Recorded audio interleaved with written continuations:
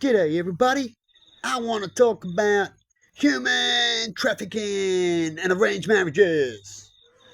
And what would you see, or could it still be happening today? Now, in this area, it's mainly happens in India. India has a lot of people and it's a culture that they practice, and in some cases still practice a bit today when it comes to these things. Differently or still the same like they've done for a long time. So when it comes to people who traffic people, what would you see in them? Would these people keep in one area and let people know a lot of them and let them make a lot of friends? No, they won't. They will usually keep to themselves, come up with an excuse that they're studying or something like that. So that way you don't know what's going to happen in the future. So they can't have too many friends or friends to ask questions, and when they do, they don't get to know much. You will see that from these people. So when they become one of these victims of human trafficking or arranged marriages, as they can be forced. And people don't like to do certain things these days, why we don't practice it so much. But families make it happen, right, by forcefully doing it, by already spending money or getting money, or being in a cult, stuff like that. What else would you see when this kind of thing happens to help you be able to pick out? They might throw away a lot of certificates and awards and stuff like that, as they don't really need them, as they don't have a future, and then the quicker you can get rid of it and not have it around and to be talked about, the better.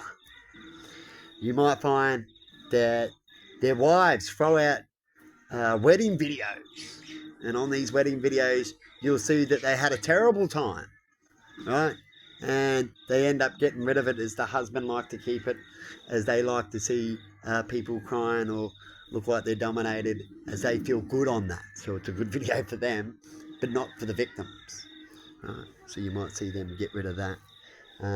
You might see these people get rid of all their SIM cards and anything to do with their information and stuff like that will suddenly disappear just before the arrangement or the kidnapping of the person, because sometimes these people, they grow them up for a reason, right?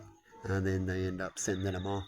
In fact, they actually grow them up in some good countries like North Korea did with their leader, so they can get some grade A meat, and then they trick them and say they're going to have some, and then next minute they go, let's go for a holiday, and then you never see them again, as they're in an arranged marriage, and they'll be forced into it once they're in another country too, definitely in certain countries. And the parents go, no, I don't know what happened. They'll try not to talk to them. Hopefully all the pre-prepared steps earlier makes it so they don't have an issue, right? Which is slowly fade them out of people's lives, right? Make them not interested. You teach them a lot, make them worth more money, right, as well, when you do things like that. They love all that kind of stuff.